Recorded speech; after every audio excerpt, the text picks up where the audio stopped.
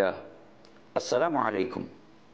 அன்பிற்குரியவர்களே, அல்லாஹ்வின் தூதர் ஸல்லல்லாஹு அலைஹி வஸல்லம் அவர்கள் ஹஜ்ஜின் உம்ராவின் சிறப்பை பற்றி குறிப்பிடும் போது, உம்ரா என்பது ஒருவர் ஒரு உம்ராவை நிறைவேற்றிவிட்டு மறு உம்ராவை நிறைவேற்றுகின்ற போது அந்த இடைப்பட்ட காலங்கள் நிகழ்ந்த சிறு பாவங்களுக்கு அந்த உம்ரா பரிகாரமாக அமைந்து விடுகிறது. ஒப்புக்கொள்ளப்பட்ட ஹஜ்ஜுக்குரிய கூலியாக அல்லாஹுடைய தூதர் சுவர்க்கத்தை குறிப்பிட்டார்கள்.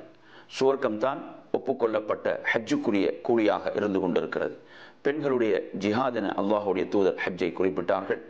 எவர் பாவங்கள் கலக்காமல் ஹஜ்ஜை நிறைவேற்றிவிட்டு திரும்புவாரோ அவர் அன்று பிறந்த பாலகனை போன்று திரும்புகிறார் என அல்லாஹுடைய தூதர் குறிப்பிட்டார்கள்.